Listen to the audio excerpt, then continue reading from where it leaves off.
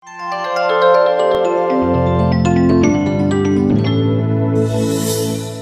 Viewers, welcome to our channel. ప్రస్తుతం మనతో ఉన్నారు రాజకీయ విశ్లేషకులు, అలాగే హైకోర్టు అడ్వకేట్ హనుమంత్ ప్రసాద్ గారు. నమస్తే సార్. ఆంధ్రప్రదేశ్ రాష్ట్రంలో చూసుకుంటే ఎన్నికలు దగ్గర పడుతూ ఉన్నాయి. ఒక పక్క అధికార పార్టీ వైఎస్ఆర్సీపీని చూసుకుంటే ఇన్ఛార్జీలు కావచ్చు, నియోజకవర్గాల ఇన్ఛార్జీల పేరుతో కావచ్చు, లేదు అభ్యర్థులనే ఫైనల్ చేస్తారనేటువంటి ఆశావాహులతో కావచ్చు. కొంత లిస్టులు అయితే 1, 2, 3 లిస్టులు ఆల్రెడీ రిలీజ్ చేశారు. రేపు పండగ తర్వాత కంప్లీట్గా ఇటు 25 మంది ఎంపీలకు సంబంధించి 175 మంది ఎమ్మెల్యేలకు సంబంధించి 200 మంది అభ్యర్థులని ఫైనలైజ్ చేసి ఫైనల్ లిస్ట్ రిలీజ్ చేసి జనాల్లోకి సీఎం గారు వెళ్ళబోతున్నారు అనేటువంటిది వస్తున్నటువంటి టాక్. ఈ లిస్టుల్లో భాగంగా కొంతమందిని షఫ్లింగ్ చేస్తూ ఉన్నారు, కొంతమందిని లేపేస్తూ ఉన్నారు, కొత్త వాళ్ళు ఇస్తూ ఉన్నారు. ఎట్లా చూడాలంటారు? ఇప్పుడు వైఎస్ఆర్సీపీ బాగున్న పొజిషన్ నుంచి పొయ్యి మంచి పెనంలో పడినట్టుగా ఉందా అన్నట్టుగా జనాలు అనుకుంటున్నారు. ఎందుకంటే అతి విశ్వాసం కనిపిస్తుంది వైఎస్ఆర్సీపీకి. అంటే వైఎస్ఆర్సీపీ ఆలోచించేది ఏంటంటే అక్కడ నాయకులను చూసి వేయరు, నన్ను చూసి వేస్తారు అన్న భావనలో ఆయన ఉన్నాడు. అది వాస్తవం. గతంలో కూడా మనం చెప్పుకున్నాం. ఎందుకంటే ఆయన ఇక్కడ నాకు ఒక చిన్న డౌట్. అక్కడున్న లోకల్ అభ్యర్థికి సంబంధం లేదు, అభ్యర్థిని చూసి ఎవరు ఓటేరు, జగన్మోహన్ రెడ్డి గారిని చూసి ఓటేస్తారు. అలాంటప్పుడు ఇంతమందిని మార్పులు చెప్పి చేసుకోవాల్సిన అవసరం వచ్చింది. అదేంటి చెప్తానండి. ఇప్పుడు ఎందుకు కారణం అంటే వాలంటీర్ వ్యవస్థను పెట్టుకున్నాక ఏ ప్రజలకి కూడా నాయకులతో సత్సంబంధాలు తెగిపోయాయి. గతం వరకు ఎలా ఉండేదంటే ప్రతి వాడు వాళ్ళ ఎమ్మెల్యేని ఏదో రూపంలో కలవాల్సి వచ్చేది. ఏం కావాలన్నా, ఏ బెనిఫిట్స్ కావాలన్నా వెళ్ళి కలిసి మాట్లాడుకుని చేయించడం జరిగేది. ఇప్పుడు ఆ నియోజకవర్గాల్లో వాళ్ళకి ఆంధ్రప్రదేశ్కి వస్తే అసలు వాళ్ళ ఎమ్మెల్యే ఎవరో కూడా తెలియదు ప్రజలకి, న్యూట్రల్ క్యాండిడేట్స్కి. ఎందుకంటే వాళ్ళకన్నీ ఇంటికి వచ్చి చేసుకుని వెళ్ళిపోతున్నారు. ఇల్లు లేదనుకోండి, రాసుకుని మీకు ఇల్లు లేదు కదా ఇల్లు ఇస్తాం అంటే ఇర్రెస్పెక్టివ్ ఆఫ్ పార్టీస్. అందులో తెలుగుదేశం ఏమైనా ఉండే, ఇక బీజేపీ ఏమైనా ఉండే, వీళ్ళు ఏమైనా ఉండే, అందరికీ ఇచ్చాడు ప్రజలకి. ఇల్లు ఉన్నవాడికైతే వైఎస్ఆర్సీపీ వాళ్ళకి కూడా ఇవ్వలేదు. అది ఒక ప్లస్ పాయింట్ ఆయనకి. అందువల్ల నాయకులకి ఏంటంటే ఎవడో రాకపోయేటప్పటికి ప్రజల దగ్గర ప్రజలు ఎవరు వచ్చే పరిస్థితి లేదు, వేరే మార్గం లేదు, డబ్బులు వచ్చే మార్గం. సో ఇటువంటి పరిస్థితుల్లో భూ కబ్జాల మీద కొంచెం అక్కడక్కడ కాన్సన్ట్రేట్ చేశారు మిగతా చోట్ల ఉన్నట్టుగానే. సో ఇక్కడ ఈ సంక్షేమ పథకాలు జగన్మోహన్ రెడ్డి గారు ఇస్తున్నారు. జగన్మోహన్ రెడ్డి గారికి వీళ్ళకే మధ్య సంబంధం, మధ్యలో సచివాలయాలు, త్రూ సచివాలయాల ద్వారా జగన్మోహన్ రెడ్డి గారికి వాళ్ళకి. అందువల్ల నాయకులను పట్టించుకోలేదు. సంక్షేమ పథకం కావాలంటే జగన్మోహన్ రెడ్డికి ఓటు ఇవ్వాలి. సో ఈ రోజున ఇక్కడ ఎందుకు మార్చే పరిస్థితి అని అడిగారు మీరు. అటువంటి పరిస్థితి ఉంటే అక్కడ లోకల్ నాయకుల మీద ఎక్కడైతే ఆదాయం పోయిందో వాళ్ళ మీద ఆరోపణలు స్టార్ట్ అయ్యాయి. ఎందుకంటే భూ కబ్జాలకు పాల్పడుతున్నారు. మళ్ళీ ఖర్చు పెట్టడానికి ఉండాలి కదా. ఆయన మొదటి నుంచి గడప గడపకైనా కార్యక్రమం పెట్టడం, వాళ్ళ మీద ఎంత వ్యతిరేకత ఉందో చేసుకోవడం, వ్యతిరేకత అన్నీ తీసుకొచ్చాక అందరి పరిస్థితి ఒకటే. మొత్తం వాళ్ళు ఎమ్మెల్యేలు అంటే అలా దిష్టిబొమ్మల్లో కూర్చున్నట్టుగా అయింది పరిస్థితి. వాళ్ళకి ఇంకో మార్గం లేదు, ఆదాయం వచ్చే మార్గం. అందువల్ల భూ కబ్జాలకు తెరలేపారు. అది తెలిసి దగ్గర ఎక్కడికక్కడ రిపోర్ట్లు ఉంటాయి. అందువల్ల ఏంటంటే నాయకులను మార్చారు. ఇక్కడ నాయకులని మార్చడం వల్ల ఆయనకి అతి విశ్వాసం, నేను ఎవరి నుంచో పెట్టినా గెలుస్తారనేటువంటిది. ఇది కొంత మైనస్ అవుతుందా అనిపిస్తుంది జనరల్గా. కారణం ఏంటంటే ఒక నియోజకవర్గంలో ఉండేవాడు ఇంకో నియోజకవర్గానికి అయితే ఈ నియోజకవర్గంలో ఎవరెవరు నావాళ్ళు ఎవరెవరు నావాళ్ళు కాదని తెలుస్తుంది. ఎందుకంటే మనం ఎంత లేదనుకున్నా, ఎంత కాదనుకున్నా విపరీతంగా డబ్బు ఖర్చు పెడితేనే కానీ తప్ప గెలిచే పరిస్థితి లేదు అభ్యర్థులకి. డబ్బు ఖర్చు పెట్టాలంటే డబ్బు తన అనుకున్న మనుషుల ద్వారా పంపిణీ చేయించడం జరుగుతుంది ఏ పార్టీకైనా. ఇప్పుడు ఈ నియోజకవర్గం నుంచి వేరే నియోజకవర్గాన్ని పంపిస్తే అక్కడ నా అనుకునే మనిషి ఎవడో ఎవరి ద్వారా పంచిపెట్టాలి. వాళ్ళకి ప్రజలతో సంబంధం ఉండాలి. ఒక వార్డు ఉంది, ఈ వార్డులో ఒక లీడర్ ఉంటాడు. ఆ లీడర్ని తీసుకొచ్చి ఆ లీడర్ చేతిలో కొంత అమౌంట్ ఇచ్చి బాబు నువ్వు పంచిపెట్టరు బాబు అంటారు. అంటే అతని మీద నమ్మకం కాబట్టి. ఇప్పుడు ఇక్కడ ఇతను నమ్మడానికి అక్కడ ఆ నియోజకవర్గంతో కనెక్టే లేదు ప్రజలకి. ఇప్పుడు వీళ్ళని పెట్టుకుని నేను కానీ పూర్తిగా డబ్బులకు చెల్లిస్తే వాళ్ళు తీసుకుని ప్రజలకు ఇవ్వకపోతే పరిస్థితి ఏంటి? ఆ నియోజకవర్గం మీద అవగాహన ఉండాలి ఫస్ట్. ఒక నాయకుడికి ఆ నియోజకవర్గం మీద అవగాహన ఉండాలి. ఆ నియోజకవర్గ కార్యకర్తలతో సంబంధం ఉండాలి. ఆ నియోజకవర్గంలో కార్యకర్తల్లో ఎవరిని నమ్మచ్చు, ఎవరిని నమ్మకూడదు, తన ద్వారా కొంత పంపించుకోవటం. ఈ మూడు లేనప్పుడు ఇప్పుడు కొత్తగా వెళ్ళిన అభ్యర్థి అక్కడ ఏం ఖర్చు పెడతాడు, వాళ్ళు నమ్మి వాళ్ళ చేతిలో పెడతారు, ప్రజలకు ఇవ్వకపోతే డబ్బులు. ఇదో పెద్ద మైనస్ ఉంది. అది ప్రజలు ఎమ్మెల్యేలు చెప్పని అసంతృప్తి దేనికంటే ఇప్పుడు ఏం చేసినా ఖర్చు పెట్టకపోతే కానీ ఓటేరు. చివరికి ఎన్ని సంక్షేమ పథకాలు పెట్టినా డబ్బులు ఖర్చు పెట్టేవాడికి ఎలక్షన్లో ఓటేస్తారు. ఇప్పుడు ఈ రకంగా చూసుకుంటే అది ప్రతిపక్షాలకి ఒక అస్త్రాలు ఇచ్చినట్టుగానే. వీళ్ళు ఖర్చు పెట్టరు, వాళ్ళేమో ఖర్చు పెడతారు, స్థానికులకి ఇస్తారు, ఖర్చు పెడతారు. అందువల్ల ఒకవేళ ఖర్చు పెడితే ఎలక్షన్ రోజున డబ్బులు తిన్నోడికే ఓటేస్తే అప్పుడు పరిస్థితి ఏంటి అంటే ఆయన అనవసరంగా తేనెతుట్టును కదిలించుకున్నారేమో అనిపిస్తుంది. ఒక రాంగ్ ఐడియా ఇచ్చారేమో. ఒకళ్ళిద్దరినంటే మార్చచ్చు కానీ ఇంచుమించు ప్రతి దాంట్లోనూ కూడా చాలా వరకు మార్చడం జరిగింది. మార్చడం జరగడం వల్ల అభ్యర్థులు ఖర్చు పెట్టకపోతే పరిస్థితి ఏంటి. అందువల్ల కొంచెం వైఎస్ఆర్సీపీకి ఇది మైనస్ అయ్యే పరిస్థితి ఉందంటే బాగున్న స్థితి నుంచి వాళ్ళు కెలుక్కున్నారా అనిపిస్తుంది. కానీ ఆత్మవిశ్వాసంతో చేస్తున్నారా, లేదు ఆ లోకల్గా అభ్యర్థుల మీద సర్వే చేసుకున్నప్పుడు కావచ్చు, లేదా గడప గడప కార్యక్రమం కావచ్చు, లేదా సాధికార బస్సు యాత్ర ద్వారా కావచ్చు, ఈయన పర్సనల్గా కొన్ని చేసుకున్నటువంటి రిపోర్ట్ల ద్వారా కావచ్చు, ఎవరి మీద అయితే వ్యతిరేకత ఉందో వాళ్ళని అసలు కంప్లీట్గా తీసేయడం కావచ్చు, కొంతమంది పర్వాలేదు అనుకున్నటువంటి వాళ్ళని ఈ నియోజకవర్గంలో కాకుండా వేరే నియోజకవర్గంలో వేయటం కావచ్చు, ఇలా పార్టీలో జరుగుతున్నప్పుడు ఎవరికైతే టికెట్ లేదో వాళ్ళు కొంత ఏవో పార్టీ మీద ఆరోపణలు చేస్తున్నారు. కానీ పర్సనల్గా సీఎం గారిని టార్గెట్ చేస్తున్న వాళ్ళు అయితే ఆల్మోస్ట్ ఎవరు లేరు. కానీ టికెట్ కోసం పక్క పార్టీలోకి పోవాలంటే చేస్తున్న కామెంట్లు అయితే చేస్తున్నారు, కామెంట్లు చేసి పక్క పార్టీలకు వెళ్తున్నారు. అలాగే పక్క పార్టీలు వాళ్ళు ఇన్వైట్ చేస్తున్నాయి కూడా. ఎవరికైతే అక్కడ టికెట్ లేదో మేము ఉన్నాం రండి, మాకు ఇక్కడికి రండి, మేము మీకోసం డోర్లు తెరిచిపెట్టాము, త్వరగా వచ్చేయండి అన్నట్టు వీళ్ళు ఓపెన్ ఆఫర్ ఇచ్చి డోర్లు ఓపెన్ చేసుకుని కూర్చున్న పరిస్థితి చూస్తున్నాం. కానీ రీసెంట్గా కొన్ని సందర్భాలు చూస్తే ప్రతిపక్ష పార్టీకి సంబంధించి కావచ్చు, సిట్టింగ్ ఎంపీ కేసీఆర్ నాని గారు లాంటి వాళ్ళు, లేదు రాయపల్లి సాంబశివరావు గారు లాంటి పిల్లలు లాంటి వాళ్ళు, ఆయన ఫోటో చంద్రబాబు నాయుడు గారి ఫోటో అయితే ఇంట్లో నుంచి తీసి ఎత్తిపడేసి నాకు చంద్రబాబు నాయుడు వద్దు, నాకు టీడీపీ వద్దు, మమ్మల్ని టీడీపీ సర్వనాశనం చేసింది, ఈవెన్ ఛాలెంజ్ కూడా చేశారు. ఆయన ఏ విధంగా మంగళగిరిలో లోకేష్ బాబు పిలుస్తాడో నేను చూస్తానని చెప్పి మంగళగిరి గడ్డ మీద అలా కొడుకు కూర్చొని చేసేటువంటి పరిస్థితి. ఇటువంటివి ప్రతిపక్ష పార్టీలో ఇలాంటివి ఎందుకు సంభవిస్తున్నాయి అంటారు? ఇప్పుడు ఇది సహజాతి సహజం అండి. ఎలక్షన్ వచ్చేటప్పటికి ఈయన ప్రకటిస్తున్నాడు కాబట్టి ఇన్ఛార్జీలని ఇక్కడ బయటపడుతున్నాయి. కానీ వాళ్ళు పొత్తులు పెట్టుకుని గల్లంతో సీట్లు గల్లంతైన వాళ్ళు కూడా అదే మోతాదులో ఇందులోకి వస్తారు. ఇప్పుడు కేసీఆర్ నాని గారు వాళ్ళు వచ్చారు, మీరు కొన్ని ఆరోపణలు చేశారు అంటే వెళ్ళినోడు బయటకు వచ్చినోడు ఆ ఆరోపణలు చేయాలి. లేకపోతే దాన్ని మెచ్చుకుని ఈ పార్టీలో దాన్ని మెచ్చుకుంటే అవ్వదు కదా. ఆయనకి అక్కడ సీట్ రాలేదు అంటే సీట్ వస్తే చంద్రబాబు నాయుడు మంచోడు, సీట్ రాకపోతే జగన్మోహన్ రెడ్డి మంచోడు. కానీ కరెక్టే ఇట్లా చూసుకుంటే. కానీ ఇక్కడ ఎవరు జగన్మోహన్ రెడ్డి గారు తప్పు చేశారనో లేకపోతే జగన్మోహన్ రెడ్డి గారు అన్యాయం చేశారనో వైసీపీ నుంచి బయటికి పోతున్న ఎవరు మాట్లాడట్లేదు కదా.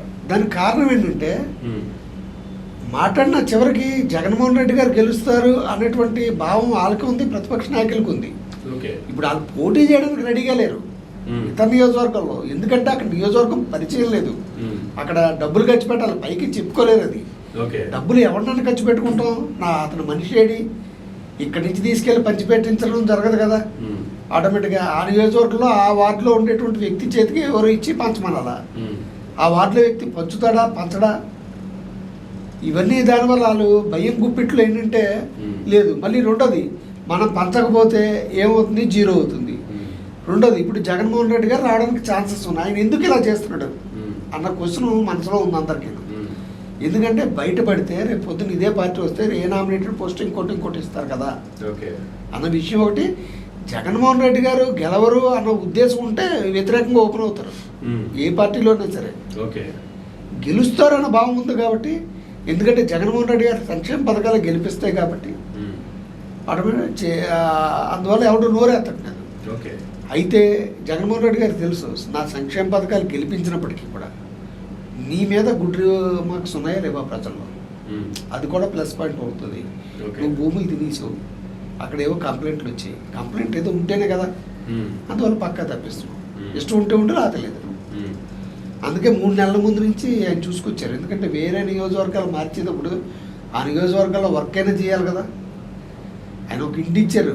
రేపు రాబోయే వాళ్ళు కూడా, రేపు రాబోయేది వైఎస్ఆర్ గవర్నమెంట్ అయినా మీరు సరిగ్గా చేసుకోకపోతే ఇదే పరిస్థితి వస్తుంది నెక్స్ట్ ఎలక్షన్స్. కానీ ఇక్కడ ఒక చిన్న లాజిక్ ఒకటి గమనిస్తే ప్రసాద్ గారు, జగన్మోహన్ రెడ్డి గారు ఎవరికైతే టికెట్లు ఇవ్వట్లేదో చాలా ఫేర్గా చెప్పిస్తున్నారు. మీకు టికెట్ లేదన్నా మీరు కావాలంటే నా మీద పార్టీ మీద కామెంట్ చేసుకోండి, మీకు ఎక్కడికి అవకాశం ఉంటే చూసుకోండి, నేను ఎక్కడికి పోను పార్టీలోనే ఉంటాను అనుకుంటే నెక్స్ట్ మిమ్మల్ని ఏ విధంగా మిమ్మల్ని నేను పార్టీలో చూసుకోవాలో, పార్టీ పరంగా మిమ్మల్ని చూసుకోవాలో చూసుకునే బాధ్యత నాది, వెళ్తానంటే వెళ్ళిపోండి అని కూడా ఓపెన్గానే చెప్పిస్తున్నారు. కానీ ప్రతిపక్షంలో ఉన్నటువంటి చంద్రబాబు నాయుడు గారి పార్టీలోనో టీడీపీలోనో అలా చూసుకుంటే ఈవెన్ పార్టీలో ఉన్న వాళ్ళకి కావచ్చు, కొత్తగా వచ్చే వాళ్ళకి కావచ్చు, లాస్ట్ మినిట్ వరకు ఎవరికి టికెట్ వద్దనేది ఎవరికి తెలియని పరిస్థితి. ఇక్కడ ఏంటంటే జగన్మోహన్ రెడ్డి గారు క్లారిటీ ఉందండి. ఏంటంటే ఏం చేయాలన్నది క్లారిటీగా ఉంది. ఏం చేయాలన్నదని 3 నెలల ముందే చెప్తారు. ఎందుకంటే వాళ్ళు వెళ్ళిపోతారేమో వీళ్ళు వెళ్ళిపోతారేమో ఉంది కాదు. ఎందుకంటే ప్రజలతో డైరెక్ట్గా సంబంధాలు పెట్టుకున్నాడు ఆయన. ఆయనకి ప్రజలకే మంచి సంబంధం. వీళ్ళు ఎవరి నుంచో పెట్టినా గెలిచేటువంటి పరిస్థితి ఉంది ఈరోజు అయితే. అంటే ఎందుకంటే ఎలక్షన్ స్టంట్ కింద మటుకు చేయలేదు. మిగతా పార్టీ వాళ్ళకి ఆ ధైర్యం లేదు. ఎందుకంటే వాళ్ళు ప్రజలను మోసం చేశారు.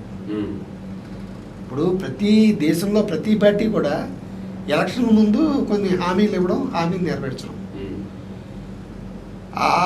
కేవలం ఎలక్షన్ స్టంట్ కోసం మాత్రమే.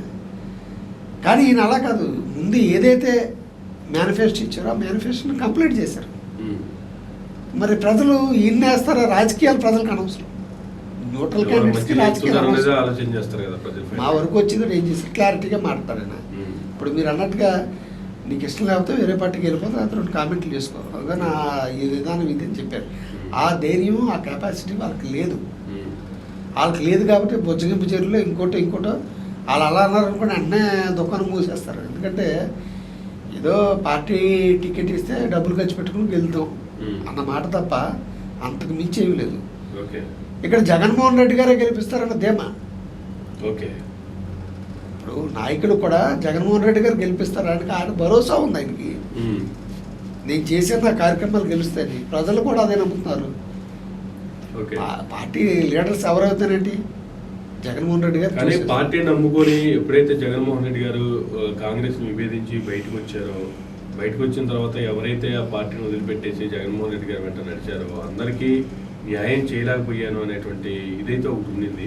అటువంటి వాళ్ళు కూడా కొంతమందికి ఎమ్మెల్యే టికెట్లు ఇవ్వాలి అనే ఉద్దేశంతో ఇప్పుడు ఇటువంటి మార్పులు చేసుకుంటారా? రైట్, అది కూడా ఇవ్వాలి. ఆయన ఒక మాట అంటే నిలబెట్టుకుంటాడండి.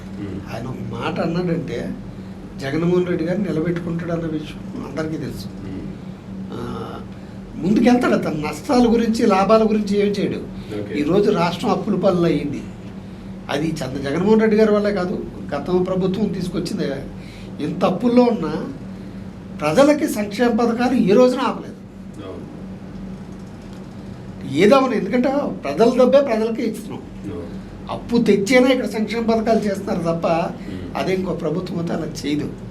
అందువల్ల ప్రజలతో ఒక బాండింగ్ అనేది డైరెక్ట్గా జగన్మోహన్ రెడ్డి గారికి ఉంది. అయితే దీనివల్ల ఇలా కదపడం వల్ల కొంత మైనస్ అనేది ఏర్పడుతుంది. ఎందుకంటే మినిమం ఖర్చు పెట్టుకోలేదు అనుకోండి అభ్యర్థులు. వాళ్ళకి భయం ఉంటుంది కదా, వాళ్ళ నియోజకవర్గాన్ని కేటాయిస్తే వాళ్ళు దర్జా ఖర్చు పెట్టుకుంటారు. కానీ పక్క నియోజకవర్గాలు ఇవ్వడం వల్ల ₹1 కానీ తీయకపోతే వాళ్ళు ఎలక్షన్ ఖర్చు పెట్టకపోతే ఓడిపోతానేమో అని భయంతో అప్పుడు పరిస్థితి ఇంక మైనస్గా మారేటువంటి అవకాశం ఉంది. కొంచెం అది ఆయన గుర్తించట్లేదు. ఎవరు ఐడియా ఇచ్చారు, ఇంత ఒక రాంగ్ ఐడియా కానీ ఇచ్చారా సలహాదారులు కానీ ఎవరైనా అని అనిపిస్తుంది ఒక్కొక్కసారి. ఇప్పుడు మీరే ఒక మాట అన్నారు, ప్రజలకి జగన్మోహన్ రెడ్డి గారికి ఒక బాండింగ్ ఏర్పడింది అని. ఈ బాండింగ్ లో మళ్ళీ ఎలక్షన్ అనగానే మళ్ళీ డబ్బులు అనేది కామన్ అంటారా? బాండింగ్ కి ఎలక్షన్ కి సంబంధం లేదంటారా? అంటే వాస్తవంగా చెప్పాలంటే రాజకీయాలు డబ్బుతో ముడిపడిపోయి ఉన్నాయండి. ఇప్పుడు అంటే ఆ పరిస్థితి తీసుకొచ్చారు నేతలు. ఈ రోజున ఇదివరకు ఎలాగుండేదంటే ఒక లేమెన్స్, ఇల్లిటరేట్ పర్సన్స్, పేదరికంలో ఉండేవాళ్ళు మాత్రమే డబ్బు ఆశించేవారు. ఈ రోజున చదువుకున్న వాళ్ళు వివిధ హోదాల్లో ఉండేవారు కూడా డబ్బులు ఇస్తేనే కానీ ఓటైన పరిస్థితులు కనిపిస్తున్నాయి. ఎందుకంటే ఇంట్లో 5 ఉంటే 5 బదులు 50,000 వస్తుంది కదా. 50,000 అంటే చిన్న విషయం కాదు కదా. ఎందుకంటే ఆ జీతం పెద్ద అనుకుంటాం కానీ ఈఎంఐలు కూడా ఎక్కువ కట్టవలసి వస్తుంది. ఎక్కడ పడితే ఇల్లు ఒకవేళ అలాగే అనుకున్నా ఈ వచ్చిన 50,000తో మరి 10,000 ఓటికి ఇచ్చుకుంటానంటే అది అనుకోలేం కానీ, బట్ ఉదాహరణగా లెక్కేసుకున్నా కూడా ఒక 50,000 వచ్చినాయి అనుకుందాం. ఈ 50,000తో వాళ్ళ కష్టాలు తీరిపోతాయి. కానీ ఆ రోజుకి తీరతాయి. ఇప్పుడు ప్రజలు ఏదో ఆలోచిస్తారంటే ఎలక్షన్ అంటే ఒక పండగ కింద భావిస్తారు. కానీ ఆ రోజు తీరిపోతే మిగతా 365 ఇంటూ 5 వేసుకుంటే వీళ్ళ కష్టాలు తీరుతున్న ఒక రోజే కదా, పోనీ ఒక నెల. కానీ ఏ మాట చెప్పుకోవాలంటే రాజకీయాలు డబ్బులతో ముడిపడి ఉన్నాయి. అది 100%. డబ్బులు ఖర్చు పెట్టందే ఏ పార్టీ గెలవలేదు. ఏ పార్టీ అయినా టికెట్ ఇచ్చేటప్పుడు ఆ డబ్బు ఉన్నాడా లేదన్నా చూసుకునేస్తాయి ఫస్ట్. ఓకే. ఇప్పుడు డబ్బు లేని ఒక పేదవాడిని తీసుకొచ్చి టికెట్ ఇవ్వదు కదా ఏ పార్టీలు. జగన్మోహన్ రెడ్డి అవనండి, లేకపోతే చంద్రబాబు అవనండి, జనసేన అవనండి, ఏ పార్టీ ఇచ్చినా కొంచెం ఖర్చు పెట్టుకుంటే మనకు గెలిచేటువంటి అవకాశం ఉంది. ఇప్పుడు వీళ్ళు ఖర్చు పెడతారా? టికెట్ ఇచ్చారు, నువ్వు ఖర్చు పెట్టుకోగలవు, ఆయన భరోసా ఇస్తున్నాడు. ముక్కు ముఖం తెలియని నియోజకవర్గంలోకి వెళ్ళి ముక్కు ముఖం తెలియని వ్యక్తుల మధ్య వాళ్ళకి డబ్బులు సంచిచ్చి మీరు పంచండి అనేటువంటి ధైర్యం చేస్తారా వీళ్ళు? ధైర్యం చేయకపోతే ప్రజలు ఓటేస్తారా అన్నది కొంచెం నాకు వస్తున్నటువంటి సందేహం. అంటే బాగున్న దాన్ని కలుపుకున్నారే అన్నట్టుగా భావిస్తుంది. ఆయన ఏమీ చేయకుండా వాళ్ళని అలా ఉంచేసినా గెలుస్తారు. కాకపోతే ఆయన ఏంటంటే వీళ్ళకి మంచి మార్క్స్ లేవు మా పేరులో. అంటే నేను కష్టపడితే వాళ్ళు కష్టపడకుండా సీట్లు గెలుస్తారు, పైరుబీలు చేస్తారు, ఆక్రమణలు చేస్తారు. దానివల్ల ఎంతో కొంత మైనస్ కదా. అందరినీ ఇష్టం వచ్చినట్టుగా మార్చలేదు, ఆరోపణలు ఉన్న వ్యక్తులనే మార్చారు. వాళ్ళు మార్చడం వల్ల కొంత ప్రతిపక్షాలకు అవకాశం ఇచ్చినట్టుగా అయింది. ట్రాన్స్ఫర్లు చేయడం ఏంటని. ఇప్పుడు ఆరోపణలు వచ్చినోడు నిజంగా కనుక ఆరోపణ వచ్చి కనుక మార్చినట్టయితే అక్కడికి వెళ్ళక కూడా అదే పని చేస్తాడు కదా. అది ప్రతిపక్షాలు వాళ్ళు అడుగుతున్నాయి. ప్రతిపక్షాలు వాళ్ళు అడిగే ప్రశ్నలో కొంత ప్రజలు కనెక్ట్ అవుతున్నారేమో అనిపిస్తుంది. ఎందుకంటే తీసారనుకోండి, నీకు సీట్లు లేదని తీసారనుకోండి పర్లేదు, నీవు ఆ నియోజకవర్గానికి వెళ్ళంటున్నాడు. ఈ నియోజకవర్గంలో ఎందుకు మార్చవలసి వచ్చింది? ఎక్కడో రిమార్క్ వచ్చింది. ఈ రిమార్క్ ఉన్న క్యాండిడేట్ని అక్కడ పెడితే అతను సన్మార్గంలోకి వెళ్ళిపోతాడా? లేకపోతే ప్రజలు ఇతని వల్ల వాళ్ళు ఇబ్బంది పడ్డారు కదా, ఇతను మనం ఎందుకు ఓటు వేయాలి అనుకుని ఒకటి మైనస్ పడవచ్చు. రెండోది డబ్బులు ఖర్చు పెడితే పర్లేదు అనుకోవచ్చు. అతను డబ్బులు ఖర్చు పెట్టడానికి రెడీగా లేడు అనుకోండి, రెడీగా ఉంటారు నా లెక్క ప్రకారం. ఎందుకంటే ముక్కు ముఖం తెలియని చేతిలో పెట్టి నువ్వు ఖర్చు పెట్టి అంటారు. డబ్బులు ఖర్చు పెట్టకపోతే ఖర్చు పెట్టిన పార్టీకి ప్లస్ అవుతుంది అనేది నేను అనుకుంటున్నాను. అంటే ఇంతవరకు నాకు తెలిసినంత వరకు చాలా రాజకీయ పార్టీలని చూశాను దేశం మొత్తం మీద. ఇంత డేరింగ్ స్టెప్ ఎవరు తీసుకోలేదు. ఇంతలా అభ్యర్థులను మార్చడం ఉన్నది, ఓ నియోజకవర్గం నుంచి ఓ నియోజకవర్గం మార్చడం ఉన్నది దేశ చరిత్రలోనే లేదు, ఇదే ప్రథమం. అందువల్ల డేరింగ్ స్టెప్ తీసుకున్నారు కాబట్టి ఆయన ఎలా చేస్తున్నారు అన్నటువంటి విషయాన్ని కూడా ప్రజలు కూడా ఆసక్తితో గమనిస్తున్నారు. ఏవో ఫలితాలు ఎలా ఉంటాయి అన్నది తెలియాలి. ఆయన వరకు అయితే ప్రజలకి బ్యాడ్ నేమ్ ఎక్కడా లేదు. సంక్షేమ పథకాలు కష్టంలోనూ నష్టంలోనూ చేశారు అని ఉంది. ఇప్పుడు ప్రజలు లాస్ట్ రోజు ఎలక్షన్ దృష్టిలో పెట్టుకుని కానీ చేస్తే, వీళ్ళు సైలెంట్ అయిపోతే, అభ్యర్థి మీద వ్యతిరేకత కానీ ఉంటే, అంటే వీడు కనీసం ఖర్చు పెట్టలేదు, కనీసం ఏమి చేయలేదని, అప్పుడు నెగిటివ్గా ఓటు కొడితే పరిస్థితి ఏంటి? వాళ్ళు నెత్తిమే పాలు పోసినట్టుగానే ప్రతిపక్షాన్ని ఊపిరిలు ఇచ్చినట్టుగా అనమాట. వాళ్ళు వెంటిలేషన్ చనిపోవడానికి సిద్ధంగా ఉన్న పార్టీలకి వెంటిలేషన్ పెట్టి బతికించినట్టుగా ఉంటుంది. చూద్దాం, మరి కొద్ది రోజులు అది కూడా తెలిసే అవకాశం ఉంది. ఏ పార్టీకి మరలా ఆంధ్రప్రదేశ్ రాష్ట్ర ప్రజలు పట్టం కట్టే అవకాశం ఉంది అనేది. ఇదండి ఈనాటి ఇంటర్వ్యూ. మరొక ఇంటర్వ్యూ మళ్ళీ పిలుద్దాం. చూస్తూనే ఉండండి మేడం మీడియా.